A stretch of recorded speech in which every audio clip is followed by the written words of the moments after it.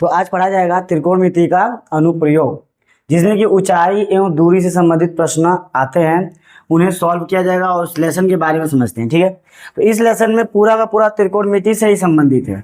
ठीक, त्रिकोणमिति अगर अच्छी तरह से आप सीख चुके हैं तो आप इस लेसन को आराम से आसानी से सॉल्व कर सकते हैं। तो इसमें क्या होता है, ऊंचाई और दूरी वाले लेसन में आपको प्रश्न दिए जाएंगे। ठीक है, और ऊंचाई पूछ लेगा, जैसे मान लीजिए एक चित्र बनेगा ऐसे करके। ठीक है, समकोण प्रकार का चित्र बनेगा। जैसे मान लिया जाए एक पहाड़ है और यहाँ पे एक आदमी खड़ा है, जिसने इस पहाड़ को देखा तो ये तिखा देख रहा है ना, ध्यान दीजिएगा। यहाँ से क्या हो रहा है, ये लड़का खड़ा होकर तिखा देख रहा है, तिरछा, ये दूरी अलग हो जाएगी। और ये पहाड़ यानी जो पहाड़ था उसके बेस से यानी पाद बिंदु से इतनी दूरी पे खड़ा था। तो अगर हमको ये दूरी पता है, जैसे मान लीजिए ये दूरी क्या है, ए है, ठीक, और हमको ये बताना है, ये दूरी पता है और इसको बताना है। तो ये क्या दिख रहा है, आधार और ये लंब। तो लंब और आधार से संबंधित कौन सा लगेगा फॉर्मूला, लंब और आधार से संबंधित tan वाला, tan थीटा। tan थीटा में क्या होता है, लंब बटे आधार। तो चित्र बनाना है और बस यहाँ पे कोण होता है, कितने एंगल से उसने देखा। ठीक है, कितने एंगल से देखा। तो ये मान लीजिए कितना आ गया आपका 60 अंश। ठीक है, तो इसे हम कहते हैं उन्नयन कोण। नीचे से ऊपर की तरफ जो जाता है वो उन्नयन कोण, और ये जो वाला कोण होता है ये होता है हमारा अवनमन कोण। और दोनों सेम ही होता है, कोई दिक्कत नहीं है। ये 60 अवनमन बोले या उन्नयन बोले, आप उसी तरह बनाओ। और यहाँ पे एक दिखा दो कोण, अवनमन कोण। यानी अगर अवनमन कोण कहेगा तो ऊपर से आप नीचे देख रहे हैं, यानी ये क्षैतिज तल, जैसे मान लो आँख है यहाँ से, ये क्षैतिज तल और इससे नीचे की तरफ झुके, तो यानी यहाँ से इतना झुका हुआ, तो ये जो कोण है क्षैतिज तल है आपके सामने का। ठीक है, अगर सीधा देखेंगे, हम यहाँ पे बैठे हैं, ठीक मान लीजिए, और यहाँ से अगर सीधा देख रहे हैं तो इधर देखेंगे, मगर हमको झुक के देखना पड़ा, तो कितना झुकाए आंखों को, तो वही दिख रहा है कि 60 अंश झुकाए, तो ये बिंदु नीचे का दिख रहा है ऊपर से। तो ये देखिए, ये रहा 60 अंश झुकाने पर, इसे हम अवनमन कोण कहते हैं। जब ऊपर से नीचे देखा जाएगा तो अवनमन कोण, और ये वाला कोण क्या हो जाएगा, उन्नयन कोण, या नीचे से ऊपर उन्नयन कोण। ठीक है, तो यहाँ देखिए हमारे आँख के सामने की क्षैतिज ये हो जाएगी, हमने ऊपर उठाया, यहाँ से आँख ऊपर उठेगी तो इतना मान लीजिए 60 अंश ऊपर उठाने पे ये दिख गया, तो वही कोण दिया गया होता है।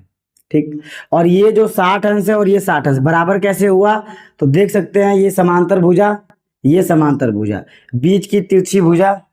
ठीक है, तो ये होता है हमारा एकांतर अंतःकोण के नियम से, यह 60 तो ये भी 60। तो हमें सवाल इस पे सॉल्व करना होता है, इस पे नहीं करते हम सॉल्व।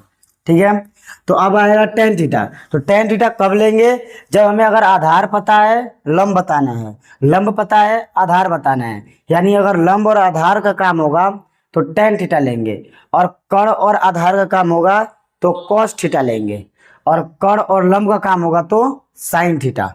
तीनों ले सकते हैं। ठीक है, cos थीटा कब लेंगे, जब हमें आधार और कर्ण का काम हो।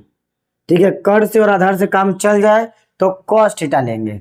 और sin थीटा कब लेंगे, sin थीटा मतलब ये जो कोण, जिस कोण से आप ऊपर देख रहे हैं ना, वही एंगल रखा जाएगा। sin थीटा कब लेंगे, जब लंब बटा कर्ण हो। ठीक है, लंब बटे कर्ण हो, तो ये वाला लेंगे लंब और कर्ण में। कर्ण पता हो, लंब नहीं पता, लंब आधार पता हो, कर्ण नहीं पता, जब दो का अनुपात देगा तो हम इसको लेंगे। ठीक है, ज्यादातर दिया जाता है लंब और आधार, यानी tan थीटा से ही काम चल जाता है। तो ज्यादातर उपयोग होता है tan थीटा, कहीं कहीं cos थीटा या sin थीटा का उपयोग होता है। तो हमें सबसे पहले प्रश्न को पढ़ के चित्र बनाना आना चाहिए। अगर चित्र नहीं बना पाएंगे तो प्रश्न हमसे सॉल्व होगा ही नहीं। मेन तो चित्र बनाना है। एक बार चित्र बन गया, वैल्यू रख दिए, तो आराम से sin थीटा cos थीटा लगाकर सॉल्व किया जा सकता है। तो आइए देखते हैं पहले प्रश्न को। प्रश्न में क्या दिया गया है। ठीक है, प्रश्न में लिखा है कि एक मीनार, क्या लिखा है, एक मीनार पर सीधी खड़ी है। ठीक है, एक मीनार जो है जमीन पर सीधी खड़ी है। मान लेते हैं हमारा कोई मीनार है, ऐसे बना लेते हैं, ठीक। ये हो गई मीनार, जमीन पर सीधी खड़ी, ये हो गया जमीन, ठीक है। जमीन पर सीधी खड़ी, जैसे जैसे लिखा है वैसे बनाते जाओ। एक मीनार है, जो भी मीनार हो, खंबा हो, कुछ भी हो, सीधा खड़ा कर दो। पहाड़ होगा वो भी सीधा खड़ा कर दो, ठीक है, एक पतली लाइन की तरह। क्या लिखा है, जमीन पर एक बिंदु से, यानी जमीन पर कोई बिंदु होगा, कहीं भी बिंदु, इधर कहीं कोई भी बिंदु है, मान लेते हैं यहाँ बिंदु है। जमीन पर एक बिंदु से, ये जमीन पे खड़ी है और जमीन पे ही एक बिंदु है, यानी इसी लाइन पे होगा। जमीन पे खड़ी है और जमीन पे ही कहीं एक बिंदु है, तो लिखा है जमीन पर एक बिंदु से, यानी इस बिंदु से, कोई बिंदु मान लेते हैं, यहाँ माने कहीं माने, ठीक है। जमीन पर एक बिंदु से जो मीनार के पायदान, ठीक है, जो मीनार के पायदान बोले, पाद बिंदु बोले या निचला सिरा बोले, तो यहां से देखिए पायदान बिंदु से कितना दूर है, 20 मीटर। यानी जमीन पे कोई बिंदु है जो हमारे मीनार के पाद से कितना दूर है, 20 मीटर दूर है। ये दूरी कितनी है हमारी, 20 मीटर। मीनार के शीर्ष का उन्नयन कोण, यानी इस बिंदु से, जमीन पे जो बिंदु है, इस बिंदु से मीनार के शीर्ष मतलब ऊपर का चोटी, ठीक है। शीर्ष का उन्नयन का कोण का मतलब ही होता है नीचे से ऊपर देख रहा है, ठीक है। उन्नयन कोण, शीर्ष का उन्नयन कोण कितना अंश दिया है, 60 अंश। आराम से लिख देते, कितना अंश, 60 अंश। मान लेते कितना होगा, 60 अंश पाया गया। मीनार की ऊंचाई ज्ञात कीजिए। कुल मिला के देखिए, हमें आधार दे दिया और क्या पूछ रहा है, ऊंचाई यानी हाइट। तो यहाँ देख सकते हैं हमें दिया है बेस यानी आधार, और पूछा है ऊंचाई। आधार दिया है, ऊंचाई पूछा है, तो कौन सा अनुपात में आधार ऊंचाई था, तो अभी हमने देखा था कि 10 में होता है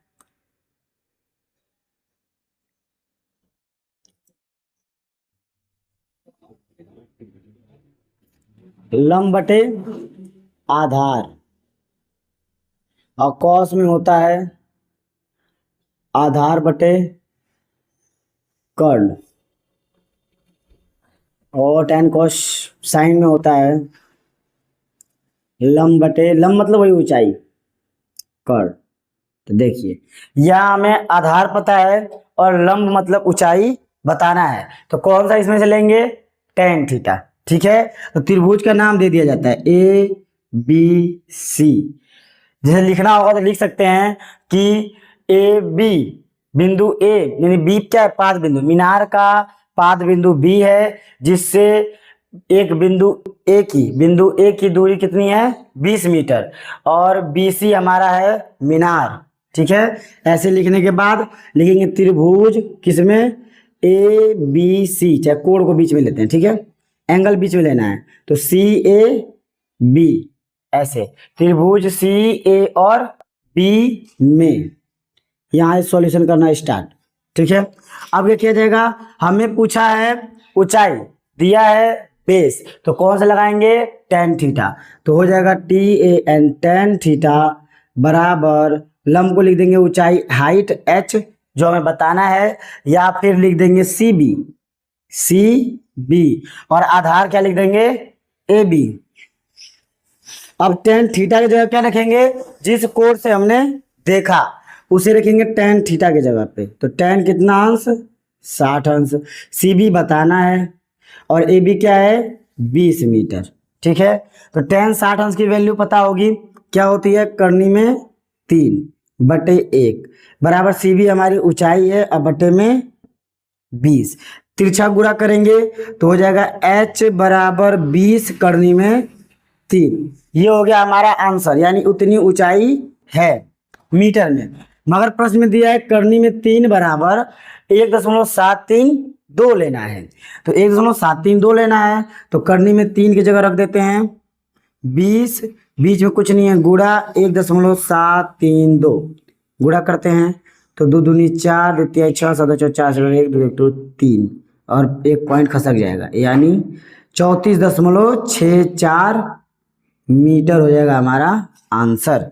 यानी जो ऊंचाई है मीनार की, बिना नापे, हमने बस नीचे की दूरी को पता था, हमको एंगल पता था, और हमने पूरी मीनार की ऊंचाई निकाल दिए 34.64 मीटर, ठीक है।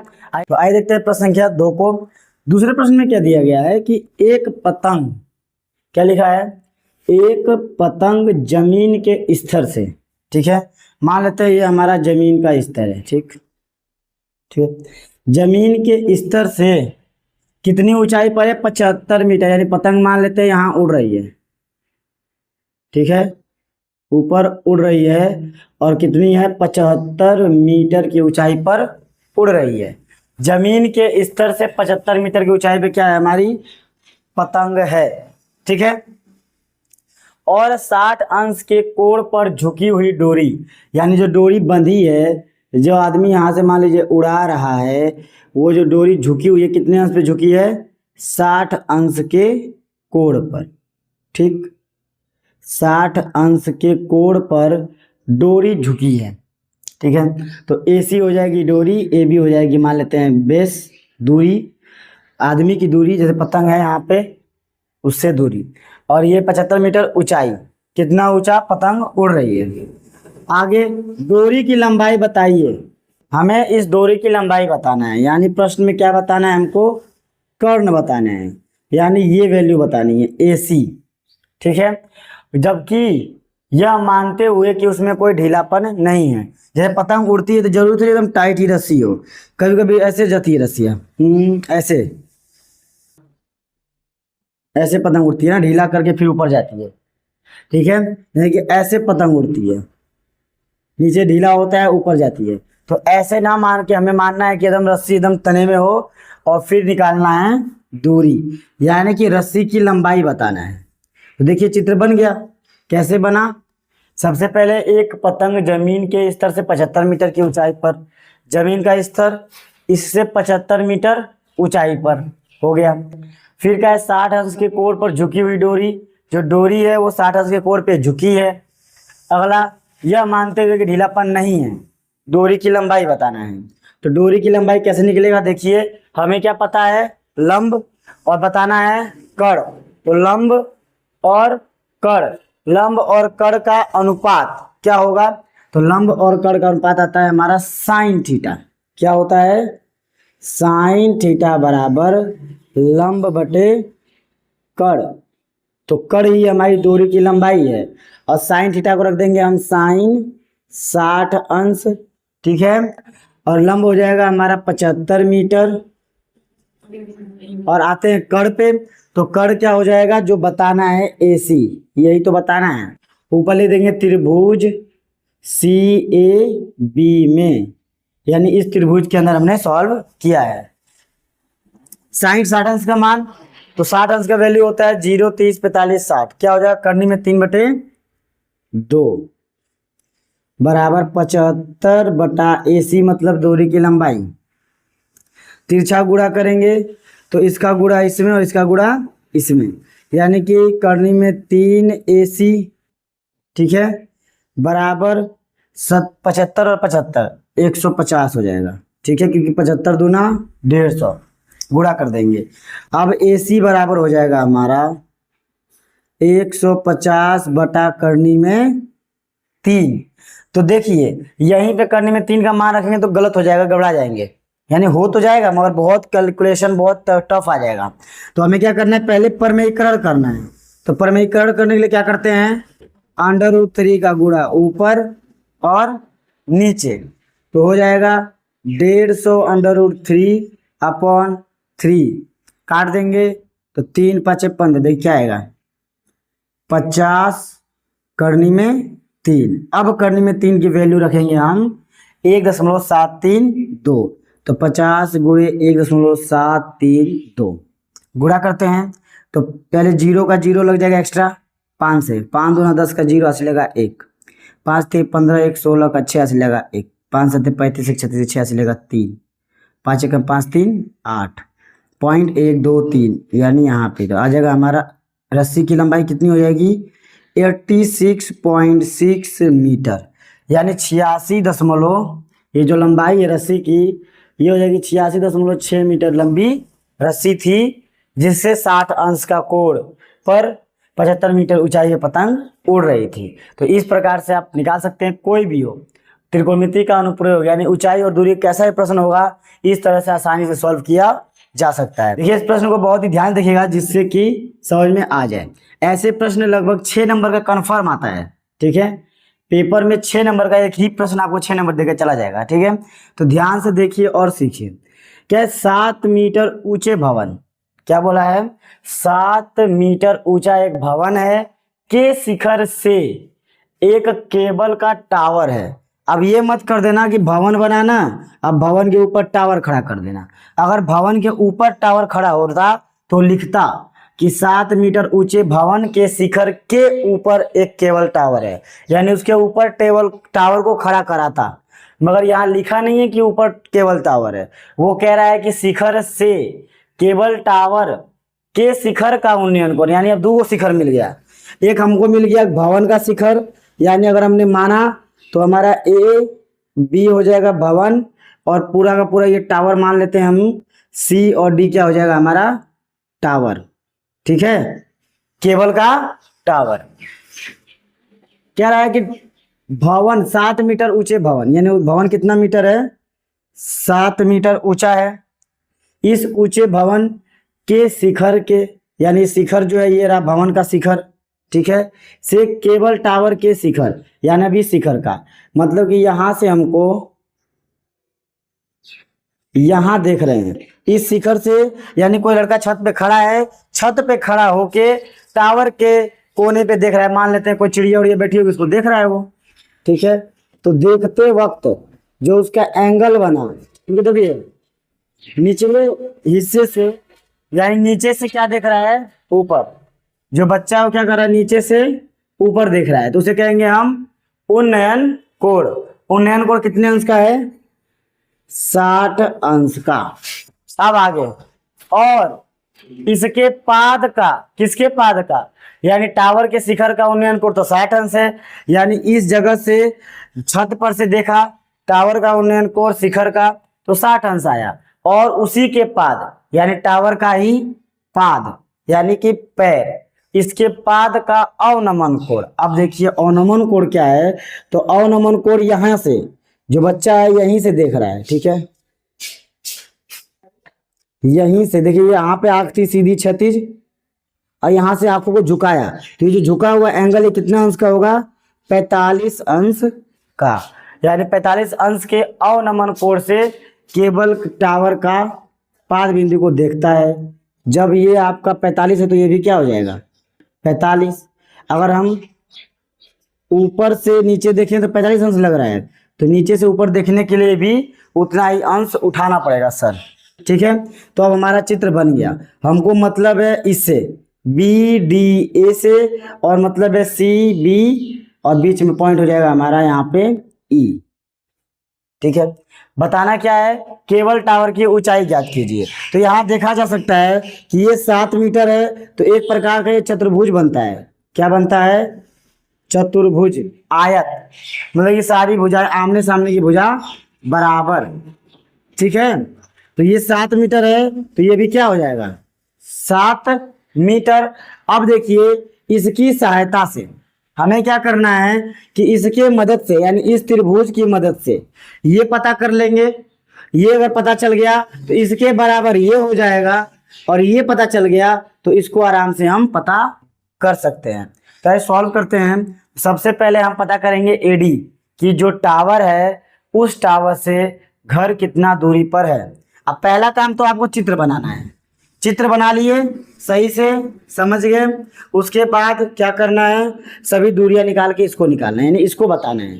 तो इसको बताने के लिए हमें ये पता होना चाहिए। ये कैसे पता चलेगा, ये पता होना चाहिए। ये कैसे पता चलेगा, तो हमको ये पता है और ये पता कर लेंगे आराम से। तो लिखते हैं त्रिभुज किसमें, बी डी और ए में, बी डी और ए में।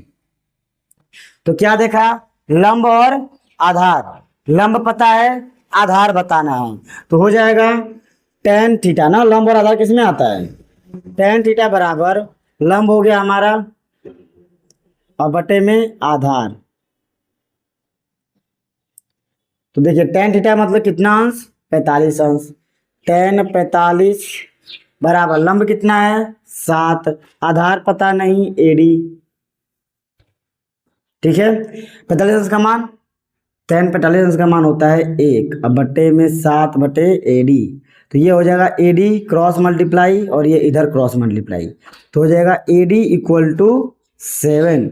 इसका मतलब क्या मिला हमें, ये जो घर की दूरी ये भी कितनी है 7 मीटर, यहाँ पे 7 मीटर तो यहाँ भी कितना हो जाएगा 7 मीटर, क्योंकि ये एक प्रकार का आयत बन जाता है। ये 7 मीटर तो ये भी 7 मीटर। अब आते हैं त्रिभुज CB और E में, त्रिभुज CB और E में यहाँ क्या देखने को मिला, यहाँ दिख रहा है आधार और ऊंचाई पता करना है, यानी कि आधार पता है ऊंचाई पता करना है, तो क्या पता करेंगे फिर वही कोण, tan थीटा बराबर लंब बटे आधार। देखिए tan थीटा का मान क्या होगा, तो थीटा की जगह हम रखेंगे 60 अंश और लंब क्या हो जाएगा, तो लंब हो गया हमारा जो बताना है CE और आधार हो जाएगा 7 मीटर। इसको सॉल्व करते हैं, तो tan 60 अंश का मान क्या होता है, tan 60 अंश का मान होता है करनी में 3 बटे 1 बराबर CE बटे में 7, इसका इधर क्रॉस मल्टीप्लाई, तो हो जाएगा CE बराबर 7 करनी में 3, क्या हो जाएगा CE बराबर 7 करनी में 3। अब आते हैं यहाँ ध्यान से देखिएगा कि हमें CE मिल गया 7 करनी में 3 और कहा गया है केबल टावर की ऊंचाई ज्ञात कीजिए, यानी कि ये टोटल पता करिए। तो टोटल के लिए तो लिख देंगे केबल टावर की ऊंचाई, केबल टावर की ऊंचाई कितना CD, तो CD क्या है, CD बराबर है हमारे CE प्लस ED के, ठीक है, यानी इन दोनों टुकड़ों को जोड़ देंगे, तो CE क्या है हमारे पास 7 करनी में 3 और ED है 7, कॉमन ले लेंगे 7 को, तो करनी में 3 प्लस 1, ये हो जाएगा आंसर, ठीक है। 7 ब्रैकेट में करनी में 3 प्लस 1 टावर की ऊंचाई। इस प्रकार प्रश्नों को करिए और सीखिए, जो प्रश्न नहीं आए कमेंट में जरूर बताएं, एक बार और रिवीजन करा दिया जाएगा। अब मिलते हैं अगले वीडियो में, जय हिंद।